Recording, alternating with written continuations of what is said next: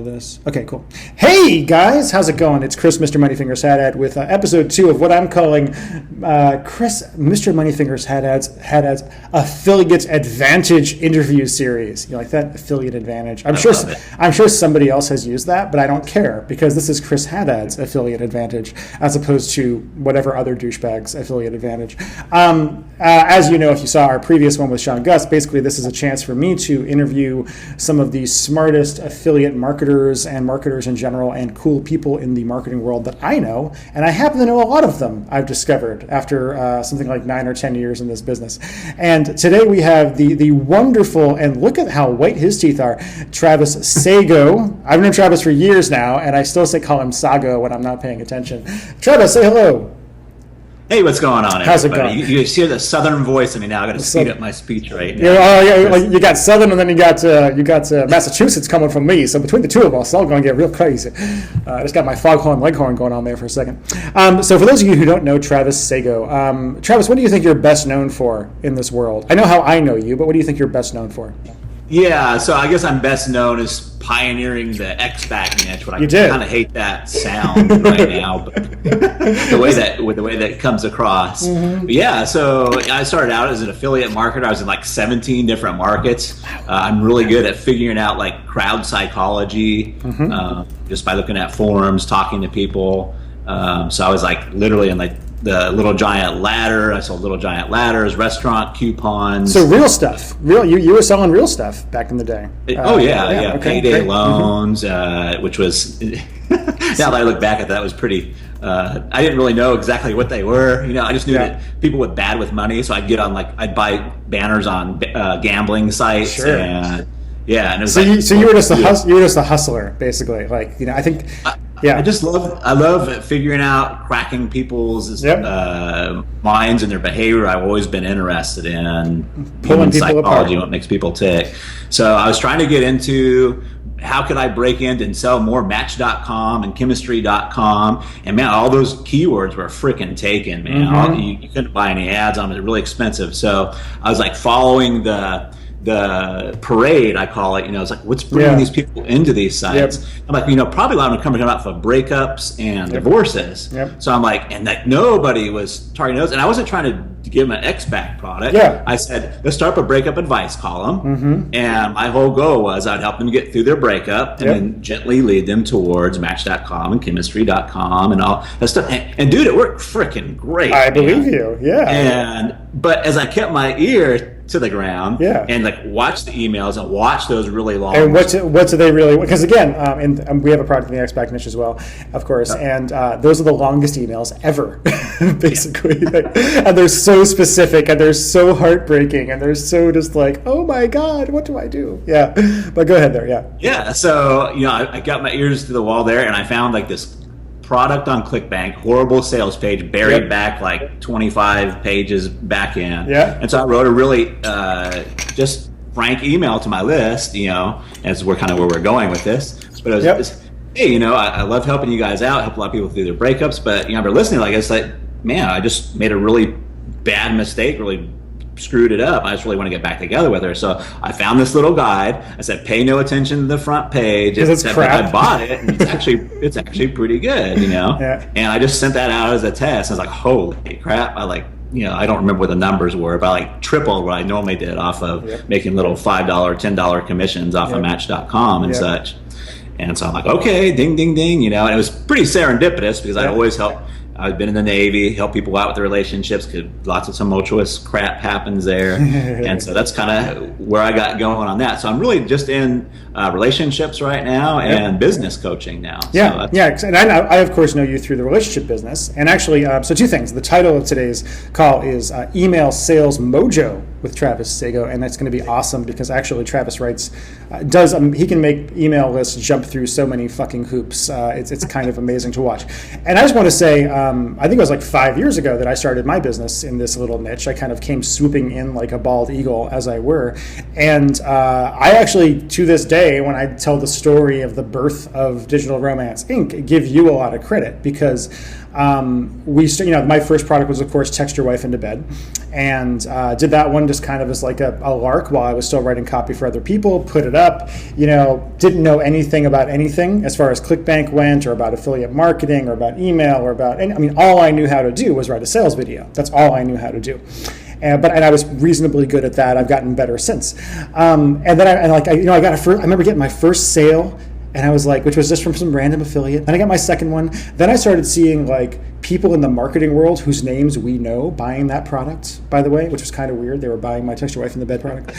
And then one morning I woke up and I go to check my stats, and I log into Text Your Wife, and I had made like $700 overnight on that product. And I was like, who is this ExMom1 person? What is going on? I actually even Googled ExMom1 and found like somebody else's personal blog who was this lady. And I'm like, who is this? But Travis, you really, I'll say, that gave me the confidence to be like, oh wow, I can really do this. And then more personally, I would say you, Mark Ling, a couple other, Michael Webb, a couple others are folks who I just consider mentors in this business and in like how to do business in this world.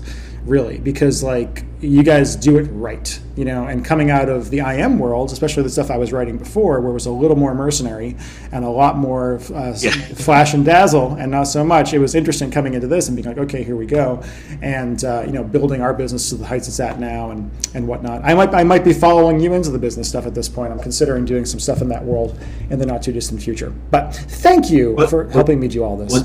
Mm-hmm. Dude, thank you, man. Another one of my weird magic powers is I just know who's going to make it. I knew you were going to make it right away. Yeah. It's just like, and part of it is we have the same philosophy, which we're going to talk a lot about here, is on hooks. Oh, how do you come up with a hook? Everything. And so I've got a little meat and potatoes way I come up with a hook that's more tactical, but it's how do I come up with the hook? How do I come up with it quickly? Yep. And you're genius at coming up with hooks and understanding the crowd psychology and just that right hook that makes it all work. And that's kind of like the fundamentals of what we're going to be talking about. Well, I would say the hook is, there's as we're recording this, I was just looking at somebody else's launch. They're doing a launch on ClickBank right now. I'm not going to name who it is, but I was looking at their sales letter and I was talking to the people behind it, and they're like, oh, it isn't going that great. I'm like, you don't have a hook at all. And their idea is that the person who is behind the product, who has some level of fame, just having her is the hook.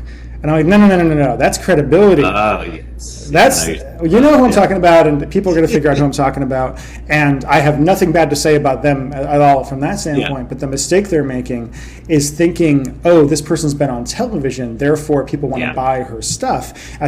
To me, what it would be is this person's been on television, which gives them enough credibility, and then it gets you the attention to hook people a little bit more effectively, and then you still got to make the fucking sale, right? So it bothers me. Yeah. If you have celebrity and a hook, it's not just additive. It's exponential. Well, take like Text the Romance back. I will say right now, our conversions on that product, which still sells very well to this day, it was one of our earlier ones. That 1 minute clip of me as Michael Fiore on the Rachel Ray Show establishes astonishing credibility.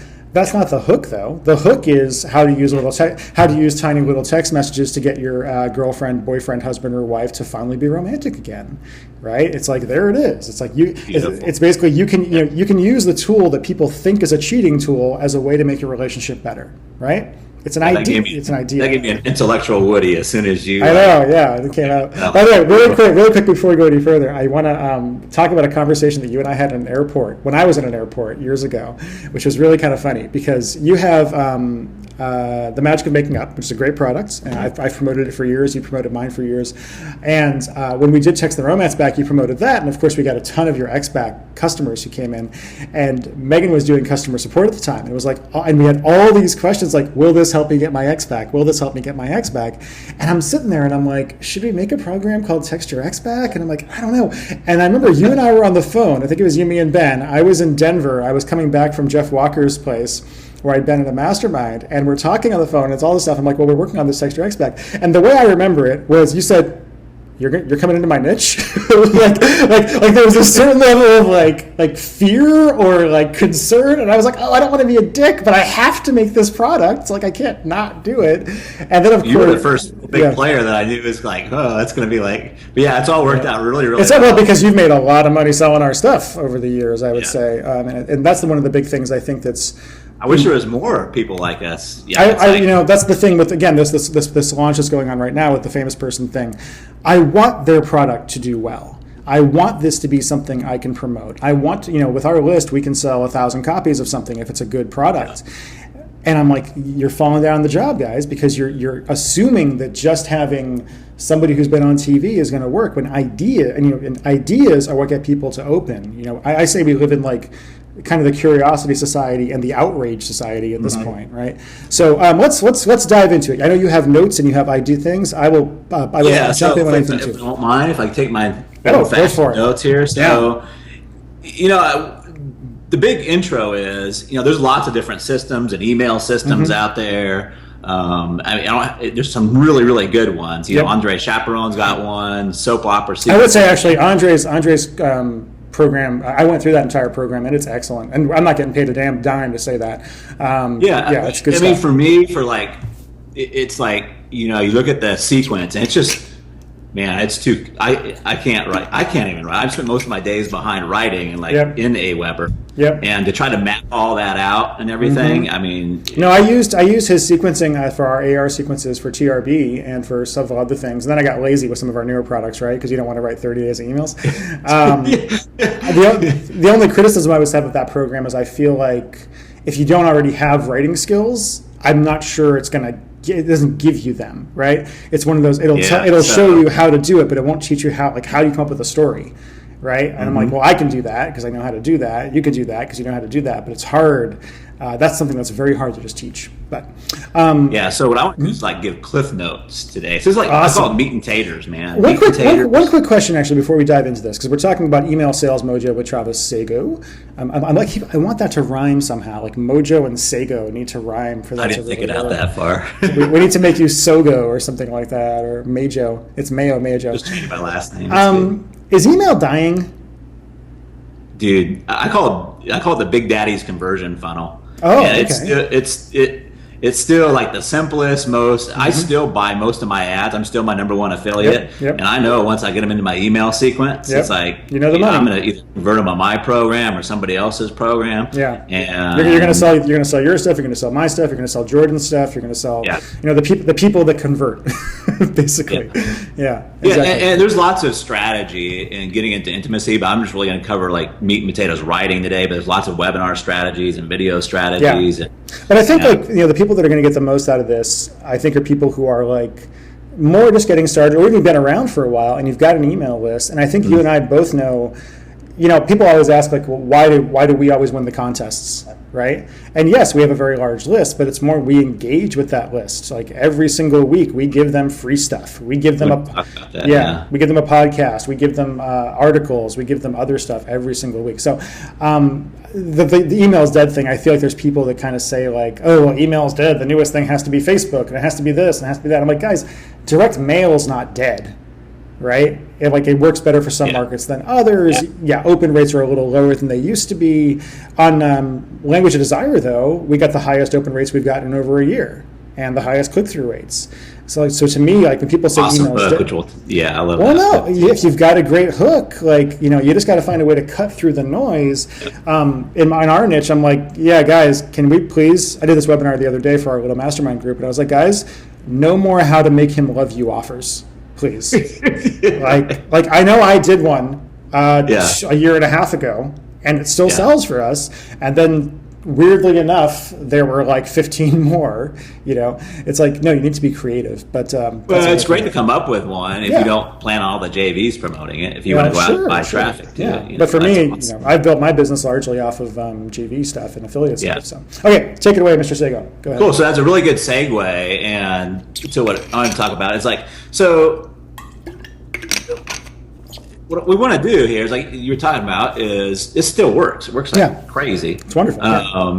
The big thing that I see is like how do we get our subscribers to like us better and mail more often, right? So and mail more often without annoying them, right? Without unsubscribing or whatever else. Yeah, exactly. And that's the big question. And we could spend an hour probably talking about that. But what I based my principles when I made my decision was because I've studied relationships, studied bonding. I'm like, well, what is it? What we're trying to do is build that relationship with our list. So what are the general principles of bonding? And there's several of them, but two of the major ones are the people that we like the most and love the most are the people that we see every day, frequency.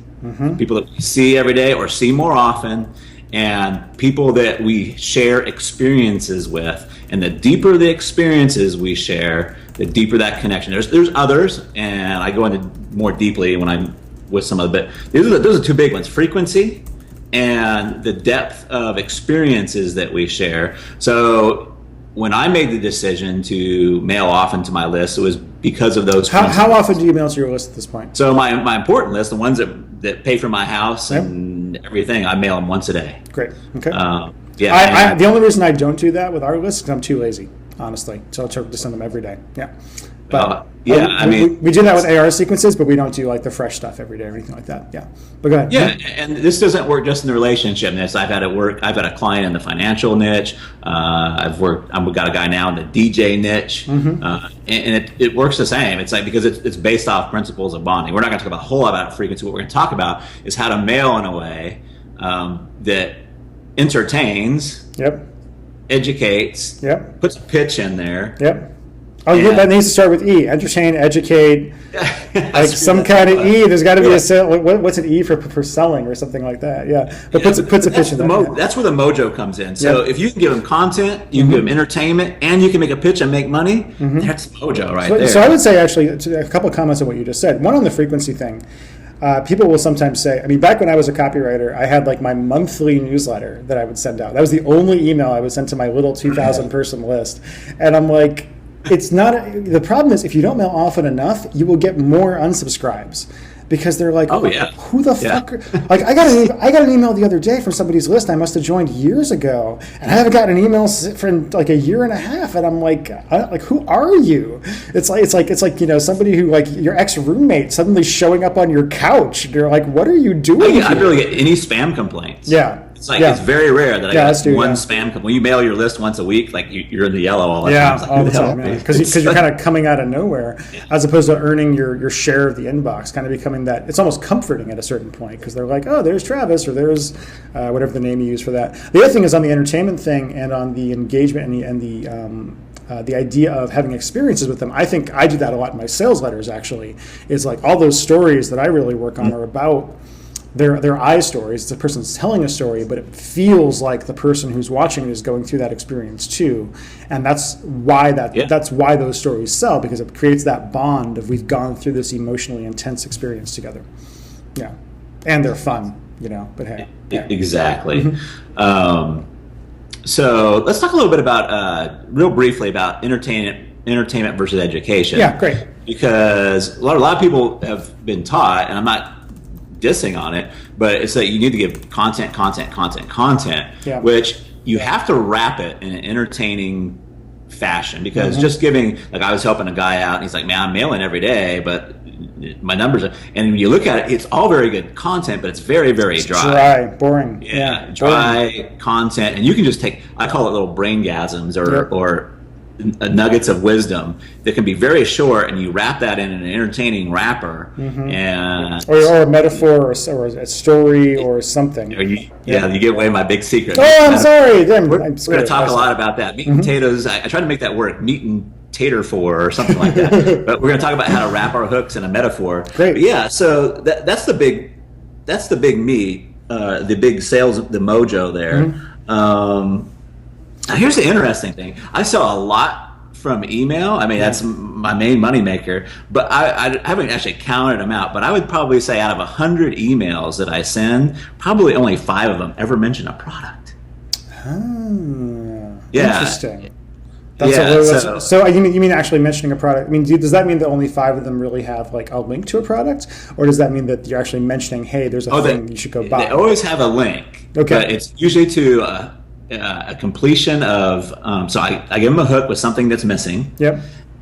Or I introduce them to somebody. You are very good at the I think I stole this from you because I use this sometimes. The fill in the blank emails, I do those sometimes, and I totally got that from you, and it's awesome. Or I'll do email swipe sometimes where it's I think I did this once. There's 3 reasons a man will not commit to a woman. The third one is this. Can you guess the first 2?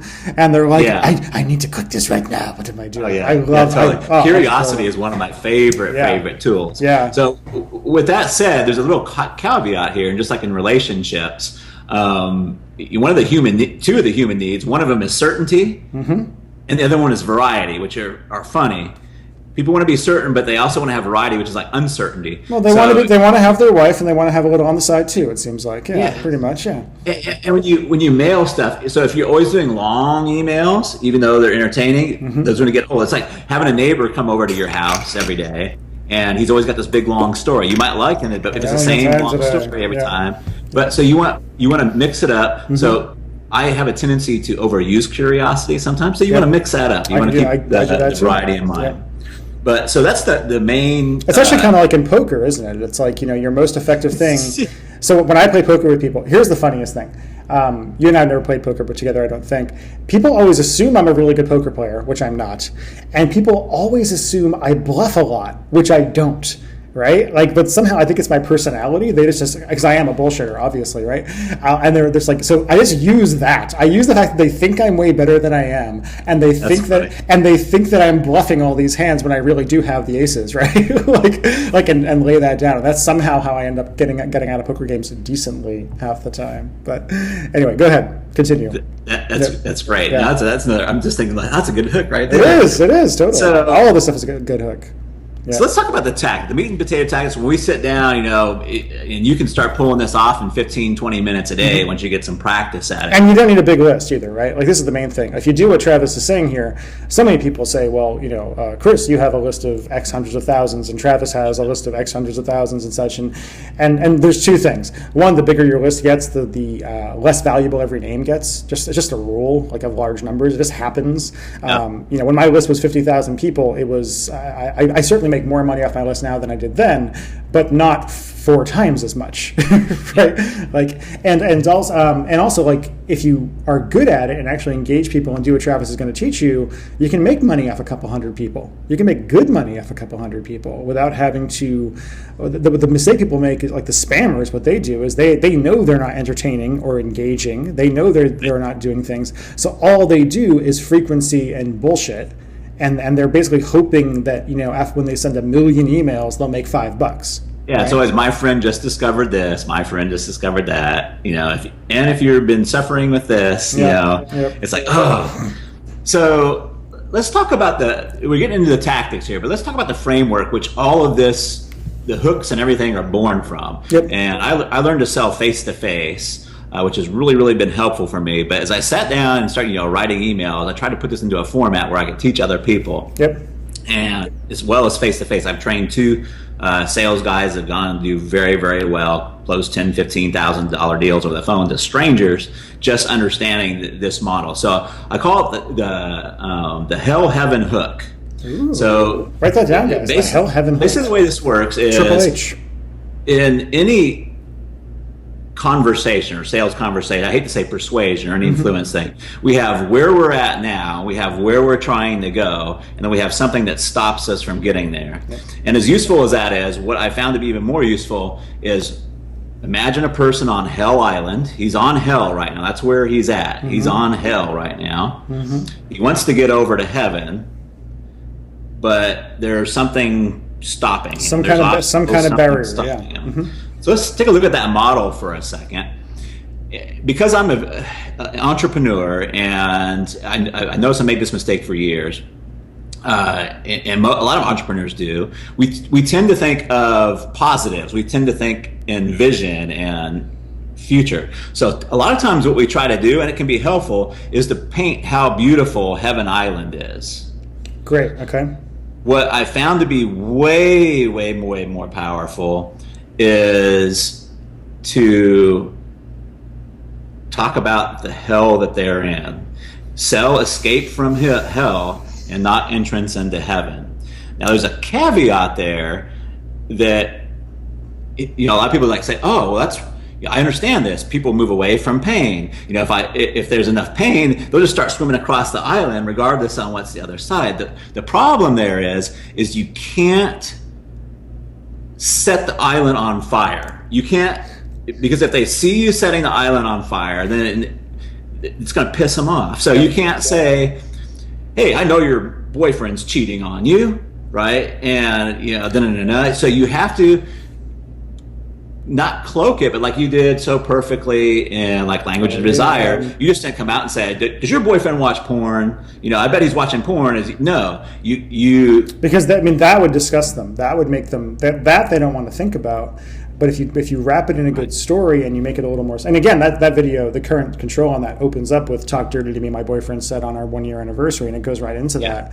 But it's the third person thing is actually really important in that case, right? The fact that it's not me saying, Travis, you're doing this. The fact that it is a person talking about themselves instead of about you. I've seen people do that all the time. Well, they'll open up with are you concerned about this? Blah, blah, blah. I'm like, listen, you is a powerful word in copy. The you orientation is a powerful thing. When you get more advanced, you figure out that I can be as effective for certain aspects of what you're doing. Not when you're selling the program so much, but when you're leading up to it. Yeah. So and you do it brilliantly and perfectly. That is a vicious story. Yeah, so that story is vicious. So you see this a lot in the IM world. It's like, I know you're broke and you're and you're all, so you can't set the island on fire. Well, you also, and again, you can't make it an attack on them. It's much more effective for me to say.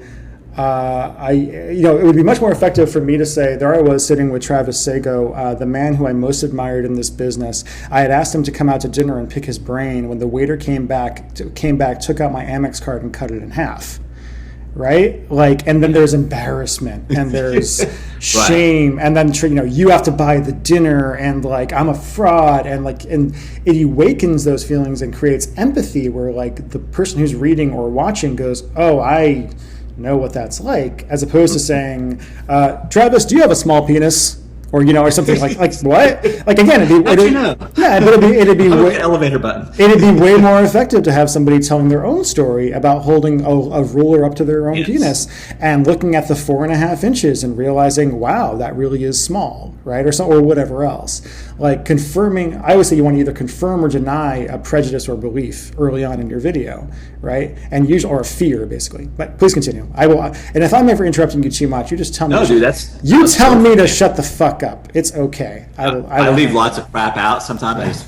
As I skip it. So so we've got hell and we've got heaven. So and you don't have to always paint pictures of both. It's more, you can do one or the other. My experience is that the more you can help people see the implications of where they're at implicitly, even if you're doing it in a conversation, if they say, my money situation really sucks. Well, what's the worst part about it, Chris? Yeah.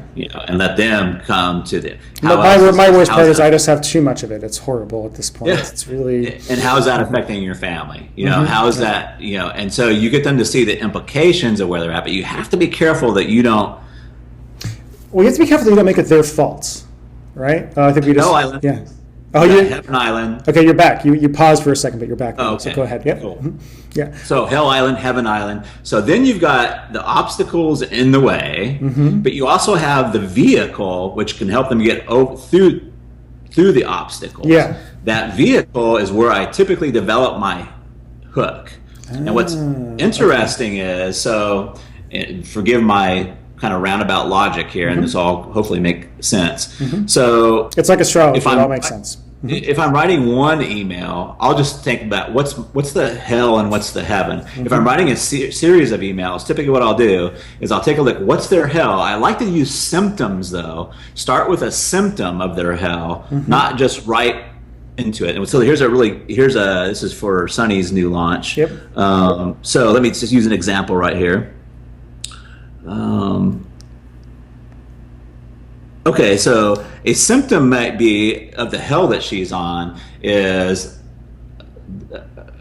I'm getting it backwards. Yep. The hill may be lack of passion Yep. in the relationship. Great. But you don't want to really start out there. I find it's much easier to start out with a symptom. Mm-hmm. It may be all it ever gives me is these cold pet kisses. We might even like label them like grandpa kisses. Does it feel like grandpa's kissing you lately? So hold on a second and just listen to what Travis just did there, because I think it's awesome.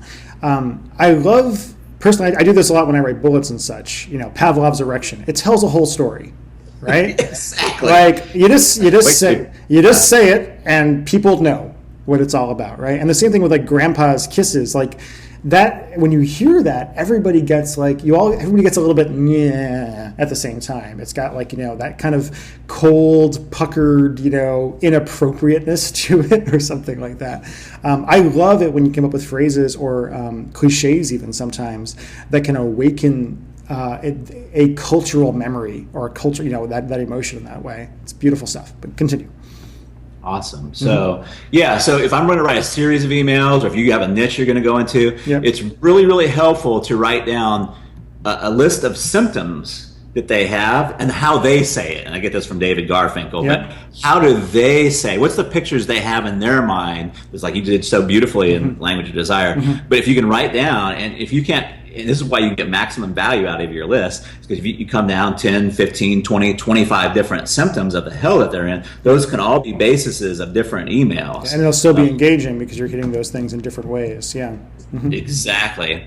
And then, of course, you want to think about the heaven that they're trying to go to. Now, for this particular example, lack of passion, the symptom is the grandpa kisses. The heaven may be just the picture that they have is like when they first were dating, when she, and how would that look? If we can come up with a more concrete picture that would be just like that in her mind about, remember when he would text you 5 times a day from work, or he would like bite the buttons off your blouse, and something like that. Travis, you're turning me on now. It's getting really strange. We always turn it to sex, don't we? Well, look at the niche we're in, buddy. Come on. What are you doing? Yeah. So, there's hell, grandpa kisses, right? And here's heaven. So now we got to look at, so what's the obstacle? What is she going through? And we could come up with lots of different obstacles. Again, each one of those can make a different email. Yep. You could start combining the symptoms with the 10 different obstacles, with the 10 different heavens, right? And come up with all kinds of emails. But so I usually develop my hook. You may do it different from what's the boat, what's the vehicle that's going to get us through the obstacles. And sometimes the VSL owner or the product owner will make it freaking easy on you. And oftentimes not so. Well, I try to honestly try to make it easy. And sometimes you have to come up with your own. So in Sonny's product, it happened to be, and I think it was too logical. It's doing okay, but he's talking about short-circuiting the guy's mind, which is kind of overdone, in my opinion. Let's just stop for a second here and just talk about creativity, and talk about, because this is something that I think is as more people get into marketing and get into the niche, it's like again, to use Language Desire, we all know it did very, very well. It's an easy example. It's outsold everything we've ever done, because it wasn't the same old shit. And it wasn't, granted, did I weave in all the same stuff about like a man going to be with you and only you forever, he'll never cheat on you, all this other kind of, my favorite line in that entire thing, of course, is which Megan hates, by the way, is you'll be able to give him a more passionate experience sitting at the restaurant without even touching him than his ex-girlfriend could in a whole sweaty weekend. I love that. She doesn't like it. I think it's great, personally. Well, it's amazing because it really is a medium where people are just sitting home by themselves. So you really can, at some points, go over the top as long as you're not setting fire to their island. Well, but you can go over the top emotionally as long as it's not like, and again, as long as you don't blame them, right? As long as it's not their faults, but you're empathizing with them. And I do think a lot of people, when they're creating offers, they go, again, this is how you make a man love you. This is how you know what a man is thinking. I'm like, I have offers that cover those things, and hopefully there's something else to them as well. Let's take the X-Back thing, for instance. You have the Magic Making Up, fantastic product, still sells very well. I wasn't going to come into the niche with the supernatural makeup method. Though I think somebody else did, right? Like we had an issue not too long ago. You're freezing up on it. I am a little bit back. But somebody else did. We had an issue, I think, a year ago where somebody had text your love back and didn't understand why I was a little upset. And then he changed the name to something really close to one of yours. Yeah. Yeah, but it's like there would be no point in my showing up with the supernatural love system or supernatural X-Back system. But text your X-Back, it had a different mechanism, had a different feel, a different method of getting there that it was focusing on. Yeah. And by the way, one thing about competition, we're not competitors at all, right? Like I'm willing to bet 85% of your customers have bought my X-Back products, and 85% of my X-Back customers have bought your X-Back products because buyers buy. That's just kind of the way it goes. Yeah, exactly. It's old direct marketing stuff. If you want to sell golf clubs, buy a list of people who just bought golf clubs. It's just the way it works. Dude, do you know how many symbols I have in my basement for my drum set? Too many. No man needs 5 sets of hi-hats. I don't know why I have them, but they're just so pretty. I can't help myself. Yes. Okay, go ahead. Yeah, so this is kind of the format that I use. So the actual hook that I came up for this was like get that instant mental recognition was I said his mental G spot. And then I twisted the knife a little bit in my subject line. Are you hitting it? Ooh. And best open rates in a while. I like that one. Yeah, that's the hook there. Now, not all of them are that awesome. No, I take a lot where we'll talk more about different examples. But I take a lot just from like daily life or. I made a hook out of the Macarena song and nice. Happy. But this is the format that I use to come up with the hooks. Where's their hell? Where's their heaven? What's the obstacles? And it's always that kind of. And what's their anxiety? What's their fear? I would say like the biggest, biggest open rates we've gotten recently. I think the subject line was the one for LOD that was, "Sex means nothing to a man if he does this." Right? Because that's what they're wondering. It's like, is this? And then a close second was, if a man closes his eyes while you're having sex, here's what it means, and it's the same thing, right? Because I was, and it's like, well, it means he's fantasizing about your hot sister, honestly, but it keys into that anxiety, and I had an email that Jeannie said I had to watch you guys. She always gets all my emails too. And I can almost tell how good my emails are by if she actually clicks through, right? Yeah. She understands. The subject line was, "Is he faking it?" And it wasn't about sex. It was, "Is he faking saying he's in love?" And because that was a very, very big Hell Island thing, right? The actually "Does he love me?" we know in our niche is a gigantic question. I think it was one of your products, Secret Survey. Or something. Secret Survey has one of the sales videos for Secret Survey. We have 2 sales videos for Secret Survey that are totally different things. One of them is it starts off with me saying it's a live action of me in a suit, and I basically say, "You've been lied to by every man you've ever met." And I'm confirming their deepest fear at that point, right? Basically starting that from, it's a very slick video, converts quite well. And then I think like 6 months later, I did a webinar called 7 Ways to Know If a Man Loves You, basically. And that video continues to, that one, they both convert very well. I can send the 7 Ways to Know If He Loves You one more often. And it's, because really the first half of that video is content, legitimately. It is like, well, here's the 7 things you should look out for, and then it actually goes into a pitch by using basically a pitch bridge to get to it. And it does very, very well. But both of those methods can work, right? Like and the thing on content, when people say like you're giving content in your emails, you're not teaching them math. You're not teaching them what you teach them in your product, right? You're basically teaching them what they need to know to trust you, to like you, and to be educated enough to know they need your products, right? Like I always say, you're teaching them to be your customer, right?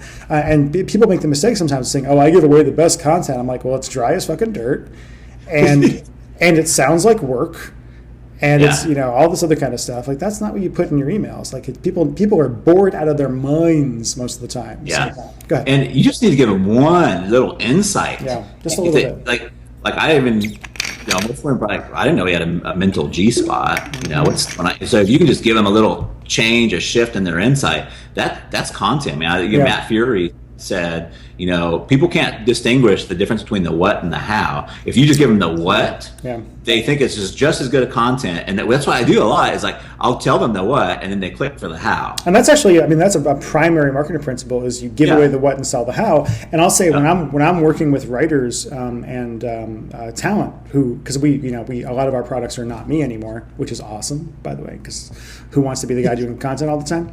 I have to really hammer that home. I'm like, guys, you do not put the what in the program, right? Like the actual program is not about the what. I mean, you can if there's important stuff you need to rehash, you can do that. But what we're selling is step by step. Here's how you do it, right? Like that's what they're actually getting. And but the what is like, three things every diabetic needs to know about stevia. Right? Not knowing this might kill you. Now that's a great hook for a landing page or a sales video for a diabetes product, but it's not a sellable thing. Right? Mm-hmm. Nobody's going to buy anything based on that. They're not going to buy to know that. They're going to buy okay, I can't eat stevia anymore. How do I eat good food and not die by the time I'm 42 because I have diabetes, right? But please continue. A really good example is I was consulting with a guy who has a back pain product, doing wonderful things with back pain. Yep. And having had back pain, I'm not sure it's so wonderful, but go ahead. Well, I mean, he's doing wonderful things about getting rid of back pain. Yeah, of course, yeah. And one of the discoveries that he's made that are working so well is that, as you get older, your spinal fluid, there's less and less and less spinal fluid, so your bones rub together. So the big hook was easy. It's like, have you ever had your daughter run her car out of oil? It's like, how long is your engine going to last without the oil, right? Yep. So once they have that understanding, it's like, wow. So the next question, and again, just to pause for a second, that's a metaphor, right? Or a simile. I always forget what a metaphor and a simile are. Me too. But again, you're using it. I had one the other day. I was thinking about like, have you ever tried to forget how to tie your shoes? Right, or so like have you ever tried to forget how to tie your shoes? And it's one of those statements where you're like, what? Like, and I'm like, well, you don't remember? Do you remember how to tie your shoes? You don't think about it. Have you ever tried to forget to do it? You can't do it, right? And from there, you go into the subconscious mind versus the conscious mind versus blah blah blah, and you can pretty much go anywhere because the subconscious mind is the one that ties your shoes, not the conscious mind. At this point, you're thinking about something else when you do it. But anytime you can use like a tactile thing, and for guys particularly, it's like spinal fluid is like thing. I also love, by the way, how now most people now think of the brain as a computer, even though the brain far predates the computer. Right? It's like a brain, man. Yeah, it's like, well, we've had this one longer, weirdly enough. So, and they're trying to get artificial intelligence to make it even more like the brain, which is a little scary. That's an interesting insight. Yeah. So, metaphor, man, and that is kind of like my secret. I love metaphor because if you can get people to get it like that with a metaphor, it's like, well, of course if the car runs out of oil, it's going to destroy it. So that leads you into, well, how do I get the oil flowing back again? Yep. And so either if you're running a product, that's what your product's about, or if you're running an email, that's what they click through to go find. Yep. That's why I do a lot of it without mentioning a product, without mentioning, because you don't have to. You can basically just say, go check this out to learn how. One thing there, actually, from a logical fallacy standpoint, you're basically using what's called false equivalency, right? You're basically saying, well, because it really, really, really, oil in your car and spinal fluid have nothing to do with each other, but to the human brain, it seems like common sense, right? You're really comparing apples and oranges, but it seems like it must be true because it seems like common sense, and that's what you're really going for. You don't want to get too complicated with these kinds. This is why I always think like Republicans are better at marketing. Yeah, you don't want to get complicated at all. Because Republicans are better at marketing than Democrats, because Republicans can just say this thing is bad, and Democrats have to say here's the 75-page example of why human rights are important and blah blah blah. It's like no, too complicated, right? If you can make it nice and simple for them to understand in a simile or a metaphor, and then create that problem, and then say, go watch this to learn how to solve that problem. One other quick point before you go on, though. Also, I think there's this is one of those, so the EPC thing, right? People will sometimes say, what's your EPCs? And I'm like, that is the most useless question in the world. This question makes no sense to me whatsoever. I don't think you're asking the right question. The question is, did you make any fucking money, right? And one of the ways people will get higher EPCs Maybe I'll just like do a sheet of stupid EPC tricks. Like here's the 10 ways to actually dramatically increase your EPCs while making no more money at all, and maybe even making less. Yeah. Like and you can do subject line tricks that get lower opens or something like that, but they're more qualified. Or you can do like the mention, hey, go buy this program in your email. Right? Yeah. Like if you say, go buy this language of desire program in your email, yes, your EPC will go up. You are right. And you will make less money.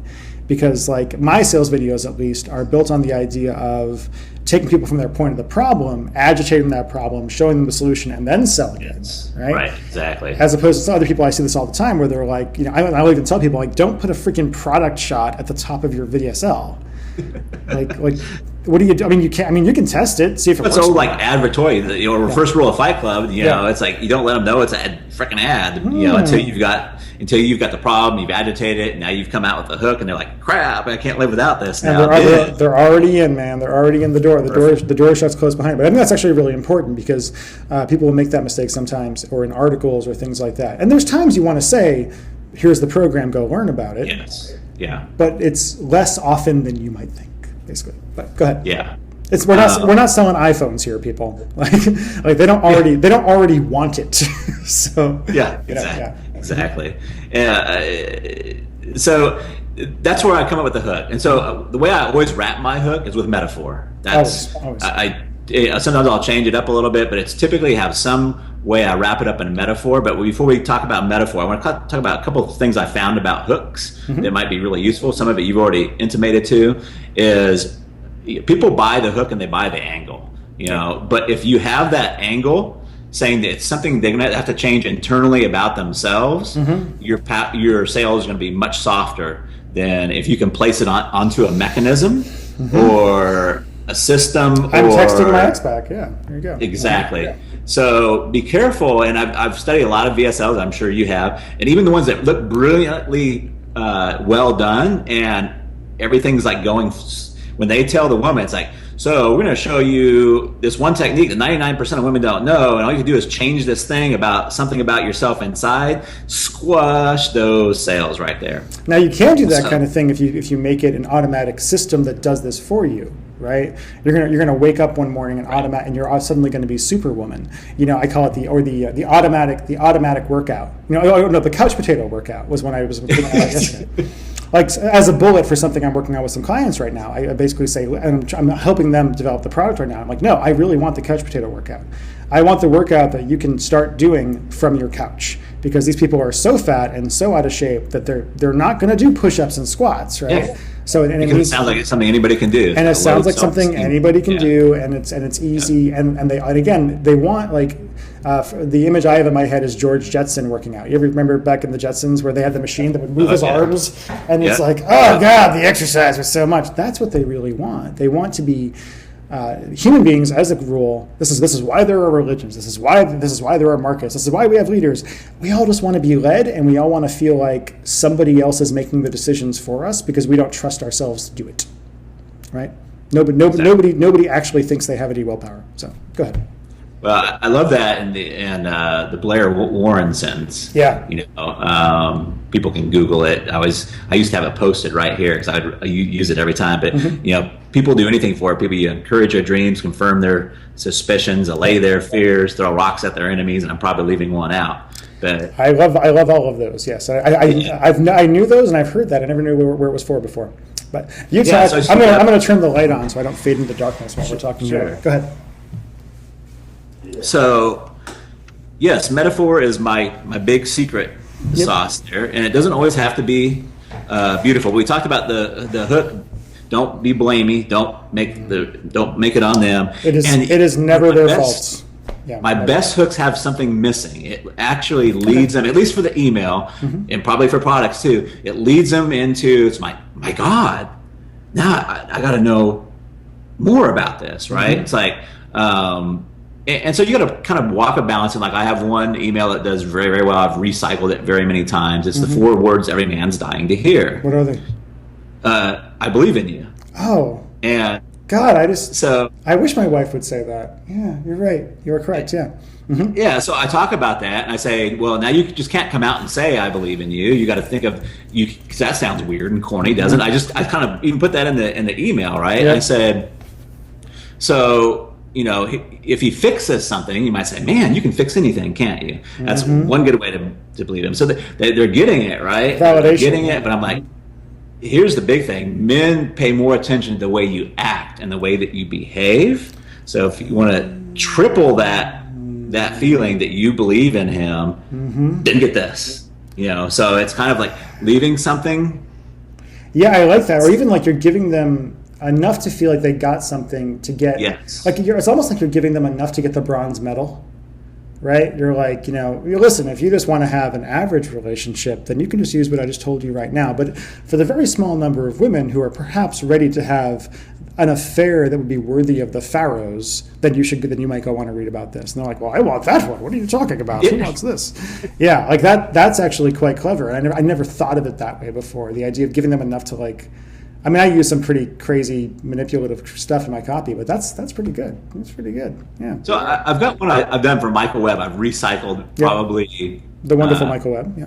Yeah, and I'm just use a really off the wall example, so you can see how you can almost make anything work. The more you do it, the more practice you get. But so I did a fake scenario. I mean, they knew it was fake, and I said, imagine this: you go in the bank, somebody's holding up. You get down on the floor, and you I know what Michael sells, so this seems like it's going in a strange direction. Yeah. There's an old lady next to you. You can tell she's really scared. You can see her breathing so fast. You can see her breath on the floor. Yep. You reach over, you touch fingertips, and you can just feel like the solace in between there as the bank's getting robbed. They finally leave. And then I said, how do you think you're going to ever forget that? You think you and that lady may have bonded right there? And then I go to the hell, which is boring dates. Yep. So here's why dinner and a date or dinner and a movie are the most boring thing you can do, and they get it. And then you go to Michael, and you go to Michael's 100 dates. To get 300 exciting date ideas, go here, right? So that's not nearly as well as I did in the email. No, but that is great because you're basically proving the concept before they actually get to it. I remember something I did in and I still do this in some stuff. The original Text Your Wife Into Bed video, which is still the control for that particular product. It's got that. I think I do that whole metaphor of I compare porn and romance novels. Basically, and I'm getting genius. Yeah, it was great, and I basically go through that, and what it does for the guys that are watching it, well, they're like, well, I do like porn. I like looking at half naked chicks and naked chicks, and this makes sense to me now. And basically, what's the logic there? It's like basically saying, well, porn, romance novels are like porn for women. I show them pretty pictures of girls, and they're basically like, I'm reacting to that. I show them the language that women are reacting to from popular romance novels, and I say, this sounds silly to you, but they're having the same reaction to that you were just having to that hot picture. Instantly get it. Which leads to, well, how do you give her what she needs so you'll get what you want, right? Yes. Yeah. Couldn't come up with a more perfect example. That was a good one. So, so hopefully I've spent most of the time just talking some different examples and where we can get different examples from. But just to recap, Heaven Island or Hell Island, Heaven Island. How do they get there? Develop your hook from that. You cover that hook, so you put the worm on the worm on the hook is your metaphor. Yes. This is what I do. This is how I do it, and that metaphor can come from. This is the joy of it, I guess, after you start doing it. It can come from anywhere, really. I really love to use animals, songs, movies, TV, quote sites. Daily life is my freaking favorite. I really enjoy figuring out how can I, and sometimes I'll go backwards. I'll have something that happens to me in daily life, and I'll say, how can this be something that gets them over an obstacle that they have. And there's always a way. That's the fun part. You can make pretty much anything about anything. Yeah. I love daily life because it also does another thing for you. It does character reveals, and I always, I never lie in my emails. So there's no need to. You can say I had a dream about you if you want to go out, or you can say imagine this. But so I reveal my character all at the same time. So like I'm horrible. I'll just give you an example. I'm horrible at wrapping Christmas packages. So one Christmas I'm like, oh, it's that time of the year. I wrap packages. I make it fun. I say, here's how I wrap packages. If you took a package, the wrapping paper and the Scotch tape, you threw it in the dryer and put it on tumble, it'd come out looking better than if I had wrapped it. So it's a little bit like a character reveal. It gets a little bit of laugh out. But also you're revealing negatives, which I think is actually a big deal. Revealing weakness as a character, whether it's a real, even whether it's a real person or not. And I'll say, for instance, like if you get on the Checks the Romance Back autoresponder list, I think it's day 3, is the Why I Do This email. Right? Mm-hmm. There's no pitch in that email. There's not even a link to the program in that email. And all I do in that email is I tell a story about me being probably 6 or 7 and hearing my parents fighting in the kitchen and padding out, holding onto my teddy bear, basically, and looking up at them, screaming at each other and saying, "Can you please be quiet? I'm trying to sleep." Right? Which is a true story. It happened when I was a kid on multiple occasions. And then I describe the look on my parents' faces. Right, and how devastated they were to have their son seeing them like screaming at each other like that. And it's a very, very personal kind of thing, right? It's super personal. It's super intimate at that point. It's the kind of thing, my wife will complain sometimes. She says, "Chris, you have no filter at all." Because she's very, you know my wife, she's a lovely person, but she's very private. And I'm not, as you may have been noticed by now. And that's part of what makes me good at this is like, well, I'll tell anybody my deepest, darkest secrets. Yeah. And it creates a bond in that way because they feel like they can trust you then. And also just like what you're doing with the wrapping paper thing, it's you're showing that you're not perfect, which is actually very important in general in this stuff. People don't want to buy from... Again, this almost goes back to the celebrity thing, right? Like we're talking about this one particular launch that was going on, and it's like you see the airbrushed photos and you see the other stuff, and you're like, it was actually, first one quick example, actually. So there's this launch going on right now. I hope they do well with it. It's somebody's been on TV. There's all this airbrushing. There's all this is the most amazing person in the world. Now, let's take Language of Desire. The person behind that, Felicity Keith, who is a real person, but that's not a real name, is 42 years old. She's got 20 or 30 extra pounds. She's not a model. She's never been on TV. She's a regular person. Yeah. And I guarantee you that if I had used somebody instead who was a supermodel, I would make fewer sales. Right? Oh, you're probably right. I guarantee it for two reasons. One, people don't like perfect people. They don't want to buy from them. And 2, you can't empathize with that. There's no real feeling of just like you-ness. There's no feeling of like, okay, if this works for her, it'll work for me too. I think the whole perfection thing is just so silly, but okay, continue. Yeah. So I just wanted to hammer home some examples here. Please do. So one day I sat down and I could hear the click, click, click, click, clicking of my hard drive. I'm like, oh my God, So I'm like, and luckily I had a backup, but got me to thinking about, you can send your hard drive into a salvage place, right? And this is my ex-back. So I said, this is kind of, so I told him, it's like, exactly the story I'm telling you. Here, click, click, click, click. Oh my gosh, the hard drive's giving up my ghost, and it's like, so I might have to send it off to a salvage place. That's the first thing they tell you is this salvageable at all, right? So I said, this is just like your relationship, first thing, and there's actually 3 questions, Mark Ling's thing, that you can ask and determine if it's going to be salvageable. By the way, I told Mark Ling to use that hook. the 3 questions thing. Like I was consulting with him on that, and I was with him and Angie, who's a wonderful copywriter. I love her. And she's just gotten better and better in the time I've known her. But we were on the phone, and I was like, the 3 questions to know if he still loves you or not, or has feelings for you or something like that. And I said, this is what you should make your video. And I felt bad because I was like, that should be mine. I should do that because it's actually a really good idea for a video. It could have been text your ex back. Sure makes my email writing easy. You are welcome. So there you go. Yeah. Yeah, and sometimes if you're doing affiliate stuff, they'll make your hook pretty easy for you.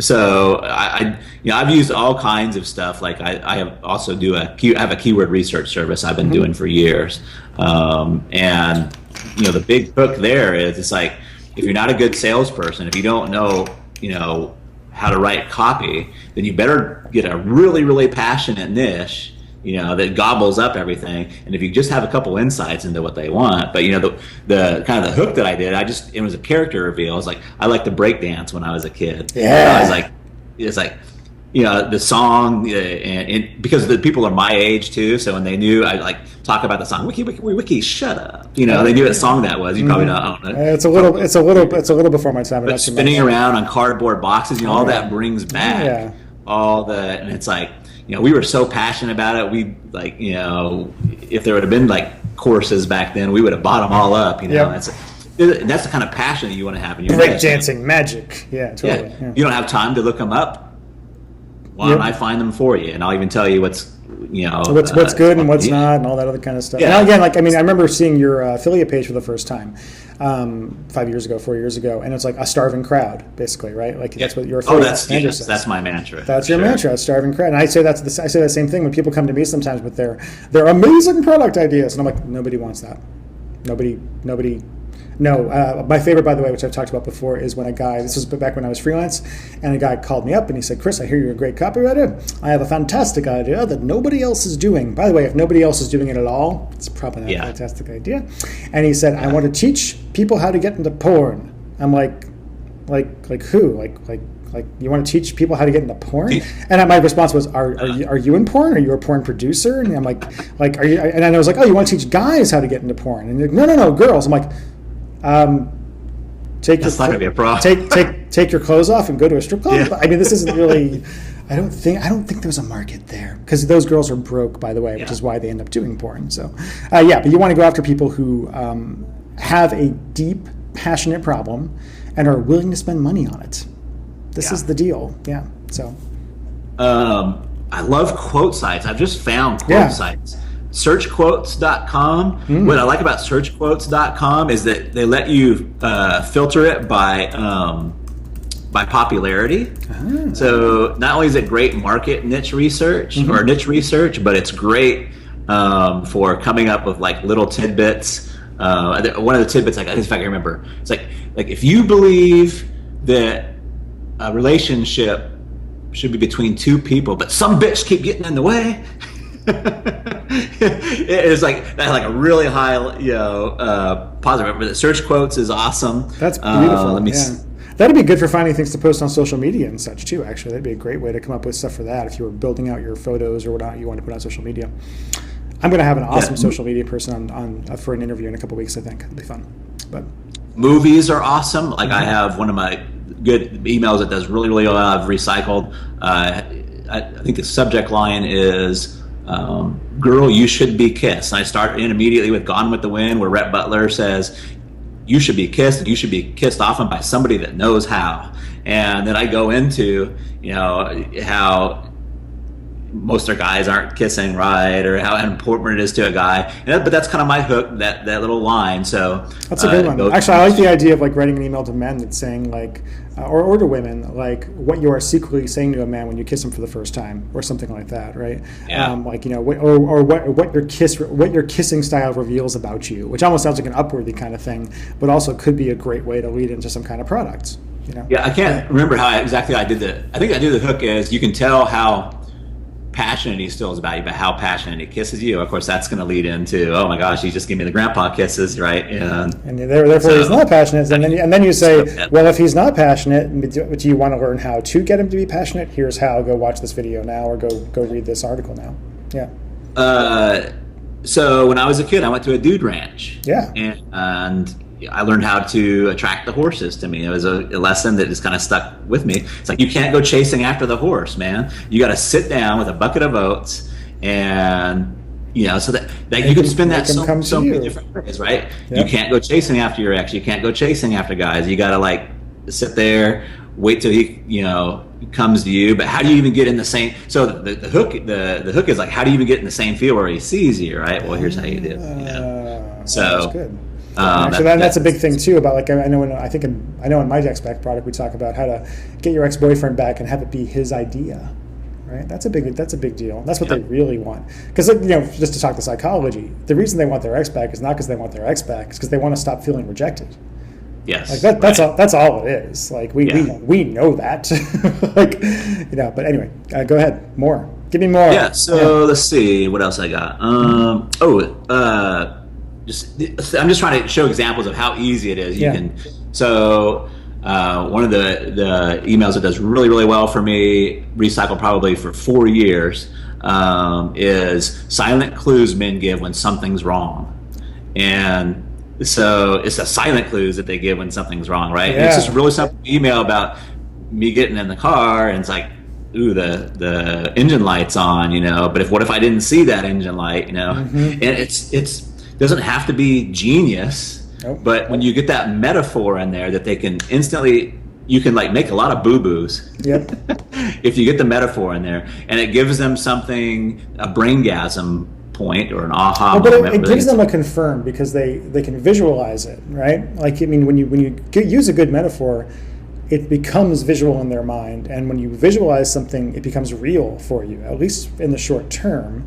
And then that kind of psychologically, you do the false equivalency thing, where you say, well, this is if A, then B, right? Like, it just becomes a very natural progression. Or even if it's if you say, in hypnosis circles, you say three true things followed by a false thing, they'll believe the false thing, right? Because you've already established yourself as being someone who's trustworthy. Or telling somebody something they already know, and then moving on into saying something they don't know, and they're like, oh, well, yeah, okay. Horses are animals. Humans can climb trees, and you need to buy this product right now. Oh, okay, yeah, that makes sense. It's just the way the human brain works. We are not logical people. Cool.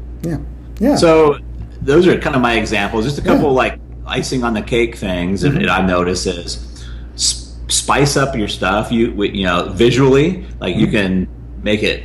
You don't want everything to be bunched together. White space is your friend in general in emails. Yeah. Yeah.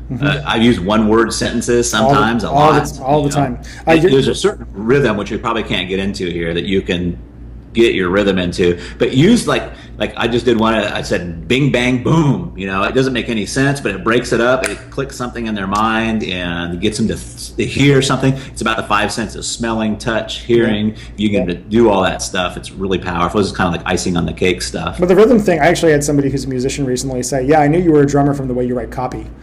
Right, which is true, because certainly there's a rhythm. No, there's a very definite rhythm, and and I get really angry at people when they mess with it. Right, I'm like when we're looking at sales letters, I'm like, no, that line needs to be on it.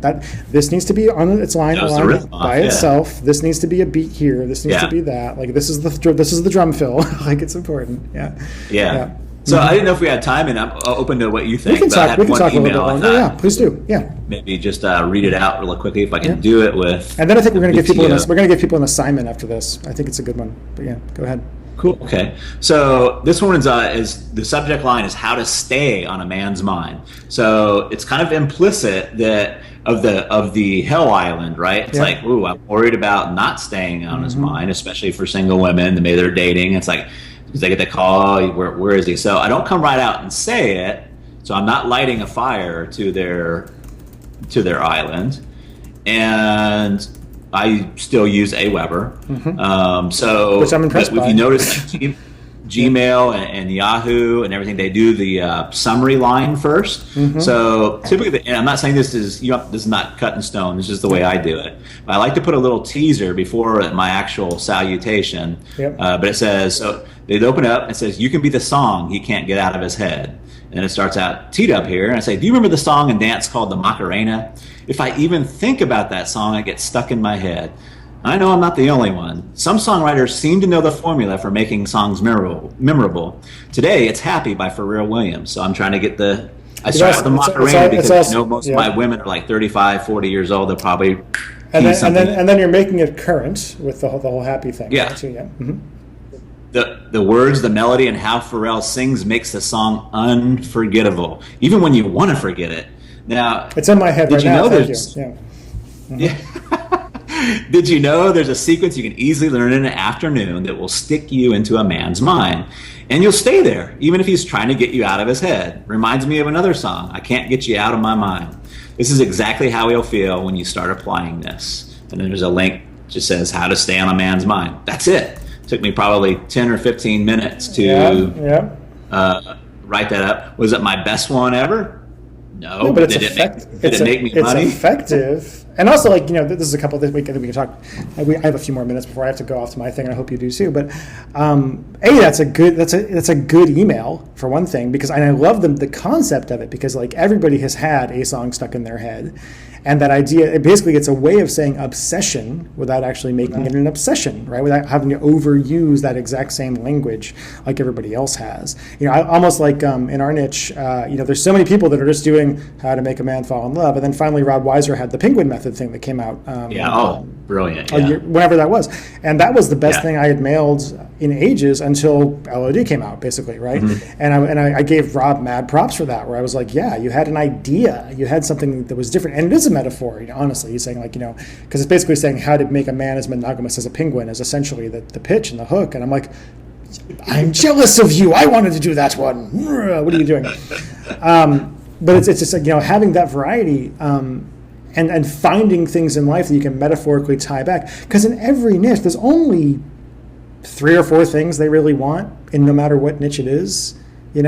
Like you're going like in the women's niche, it's really they want to have the long-term serious monogamous relationship where he never looks at another woman, will never cheat, doesn't look at porn, and would rather cut his dick off than think about another woman, right? Like we know that. Like that's kind of they have a little can of skank repellent. They would love that. And they're spray this on him like reverse Axe or something. Yeah, and they're desperately frightened. And in the dating niche for guys, it's more about they want to basically what they really want is to be able to embarrass the good-looking football player jock guys and have the hot chicks crawl across broken glass to rip open your pants and have an orgy with you in the middle of the floor, blah, blah, blah, even though you're 40 pounds overweight and have a 3-inch dick. We know this, right? You can only say it so many ways if you say it that way, but if you make it a metaphor, you can say it a lot more ways. Yeah, you really can. That's how you can just like come up with interests. And one metaphor may appeal to one person. And what I do is like when I'm doing like promotions, I'll target like the single women. It's the same product, but I'll take a symptom that they have with a different hook, and even though it's the same product, and that gives me more mileage out of my list. Because if I type in how to stay on his mind.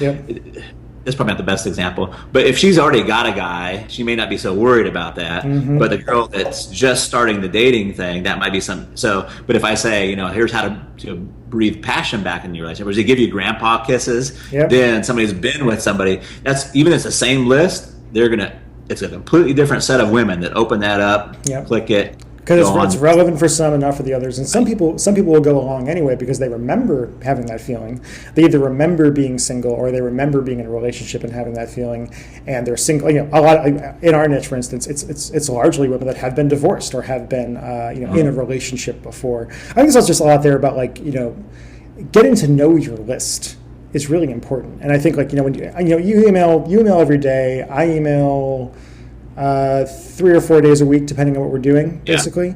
Maybe we should email more. I don't know. It seems to have worked for us so far, the way we do it. We try to limit our number of pitches. I think we send hard pitches 2 days a week. We send a newsletter on Tuesday that also has our podcast in it.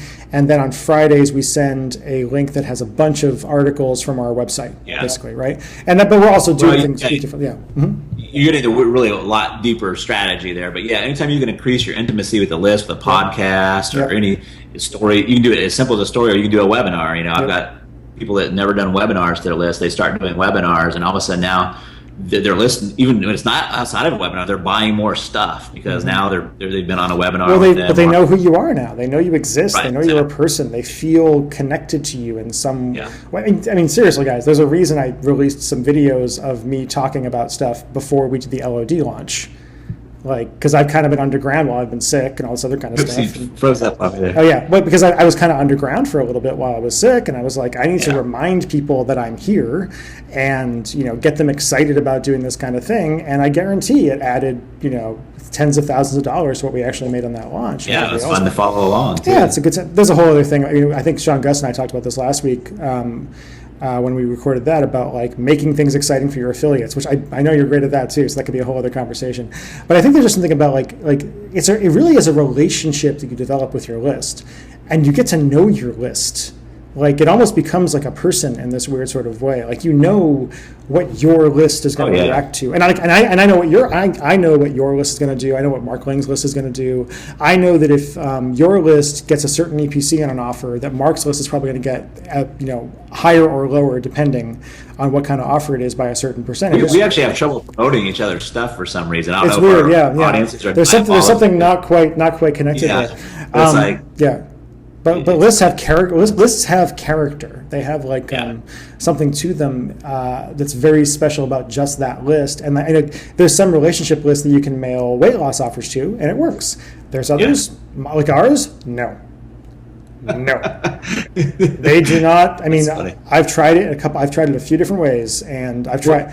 Your personality starts permeating, especially if you do character reveals. Like so if you can reveal, it's like I have lists that I've been talking for years, and it's a slow character reveal. I mean, they learn my kid's name, I know Jeannie's name, they know my pet's name, but it's not all at once. So that Frank Kern said this better, and maybe he didn't start it, but they sign up for the content, but what keeps them opening is the character. And so as you slowly like my women know that my desk is called Mrs. Brown, and she's like my little Mrs. Jones, excuse me and Mrs. Jones. You don't even know her name? My God. She's my brown mistress. She's all beat up, but I love coming up here and sneaking up here and being with Mrs. Jones. I love sticking my legs underneath Mrs. Jones. It's a great time. And they all know that, but that's like character reveal, right? And it's like so when they open it up, it's like, oh, I know this dude. I know his foibles. I know what he's good at. I know what he's not good at. And you're a person. You're a real person with real problems, and there's that whole variety. Like you can't just sell. I mean, again, some people they just send pitches every day. They just send incredibly impersonal pitches. I don't do as good of a job as you do about really personalizing everything every time we do a pitch, because I'm lazy and I'm doing 9 other projects and things like that. But I should be better about it. Honestly, I should be better about it. One thing, we have to end up in this soon. I think there's a couple of really big lessons we should just go over again for people who have been watching this. One of which is, if you're a product owner, do all the fucking work for your affiliates. Oh God, yes, that's a really good point. Oh man, dude, like so many. Make it easy for them. One of the weakest points of people's launches is their swipe copy too. Well, did you see how many I did for LOD? Like it got ridiculous. I was like, okay, here's as many as I can come up with. Yeah, but you need different. If you're a product owner, figure out your hook, develop that. Get some swipe copy that's decent. Because I just know they just threw it up there. You can tell, and it's just like there's examples going on right now. Yeah. Partners, but get a good hook in your product. That's awesome. Well, I would say it's like, and again, it's like, our swipe cup for LOD, the stuff you put out, things like that. Like I've had people plenty of times who said like, hey, Chris, will you mail our thing? I looked at the video, I looked at some stats, it looks decent. I look at their swipe copy, I'm like, too much work. Like just plain and simple. I'm like, too much work. It's Wednesday night, and this has to be ready in the next hour, and I don't want to think right now. So too much work. I'm going to go mail something else instead. Like if you don't do it for me, or if I feel like, or sometimes I'll have people whose offers, sometimes you'll see somebody where their sales video doesn't have enough of a hook, and you're like, how do I frame this to actually make it work? Right? Because I know it's not going to work if I just send them right to the sales video at this point. I'll rename, it was one of the few times I do mention product is when I don't like the name of their product, and I'll say, here's what he named it, but here's what I would name it. Yeah, so that's a good idea. Name on it. Yeah. But really, honestly, if you have a product now, if you're going to get one in the future, do all of the work for your affiliates. And people will say, oh, that's not fair because the affiliates are already getting 75%. They deserve 75%. They're bringing you customers on a silver platter. And if you're smart, you will make money off the customers long term by using the kind of things that Travis just taught you right now. But just do all of the work and do all of the hooks for them, and have like a thing to, again, like a hook is just like, a hook can be a story. For instance, I think if you look at if you go to lod-cash.com and you click through to the email swipes, we've got a bunch in there now that were for the launch. We have a bunch more that we added in that are fitness-based, basically, because we discovered this offer works very well on fitness lists, but you need fitness-based copy and that kind of thing. And every single one of those emails is designed around a different kind of concept. One is like curvy soccer mom's secret to making her man obsessed, right? And that's, and curvy is an important word, by the way. Yeah. Curvy is better than fat. That's the thing. And again, that's like a story-based hook right there. Then there's the other ones that are like how to get a man obsessed with you without even touching him, which is actually, a very different kind of message, but it has the same kind of thing. All of this stuff. And you got to give your affiliates variety because everyone's list is different and what they're going to send can be different. You need at least some pretty long emails that have some content feel to them. You need at least a couple that are like the slug line ones, right? That are just like bang, bang, bang, 3 kind of hits. Oh, yeah. Yeah. Mm-hmm. Yeah. And as many subject lines as you can stomach, basically. Yeah. Well, Travis, anything else you want to say? This has been. I just want to say it's great to see you. I mean, it's been. Good to see you. We haven't hung out in freaking ages, and I know, man. It's good to be back. It's good to be alive again. I don't get out of the house much, man. I don't get out to those conferences. I was thinking about doing traffic and conversions, but we'll be down there. My wife and I are going to a wedding right before that, and then we'll be at TNC with Megan, and probably Mike from my team will also be there. Also, anybody else who is watching, I will be at TNC. So if you're going to be there, come say hi. I'm really not that scary. I promise. People seem. I've hung out with you, man. You have. But people seem to think I'm scary, and I think largely it's because I was sick for a while, and so I kind of was fronting in order to keep from seeming vulnerable or something. I'm really not that scary, I promise. So Travis, where can people go to learn more about you, your products, or any other kind of thing you want to pitch? Yeah, so my big thing right now is helping business owners, mostly internet business owners, get their mojo on. I have a mastermind called the Mojo Mastermind. Nice. I take people and take a look at the assets they have in their business and help them blow it up, man. Especially if they have an email list. Best place to find me right now is facebook.com/mojopreneurs. Mojopreneurs. Pretty good. You go to mojopreneurs.com. Probably the hardest word in the I am so shocked that was available when you went to buy the URL, mojopreneurs.com. Okay, so facebook.com/mojopreneurs, Preneurs, I believe is how you say Preneurs. So Mojopreneurs, and you should go Travis just is a wonderful guy. And again, guys, I get nothing out of, I get a lot out of this because I like Travis. I get nothing financially out of this by pointing you his way. I just think Travis is awesome, and I want to thank him for coming and doing this. I'm trying to do this whole thing called abundance, where I'm like, you know what? I want you to go learn more from Travis because I know my stuff converts, and anything that will make you a better affiliate will make me more money in the long run. So there you go. Well, Travis, thank you so much. Thank you for having me, dude. Thank you. This has been great, and I'm so you made an outline. You had content. It's great. It's wonderful. All right, bye-bye. Bye-bye, folks. By the way, the next episode of this, episode 3, is going to be with a guy named Josh. I forget his last name, who works inside ClickBank. We're going deep into the bowels and the depths of ClickBank, deep into the center of ClickBank, so to discover the secrets they only tell mega affiliates and top 10 marketers like us about what's going on and how to make a lot of money as affiliates. So that'll be in a week and a half, maybe. I know when I'm recording it. I don't know when I'm going to give it to you, but there you go. All right, I'm going to stop recording right now, and then Travis and I are going to tell secrets that you don't get to hear. Big secret. Don't you love that when people write and they're like, what are the secrets the gurus don't tell? I'm like, they're dick size? I don't know. There's really nothing, honestly. Yeah. It's all publicly available if you dig deep enough. Okay, bye-bye, guys.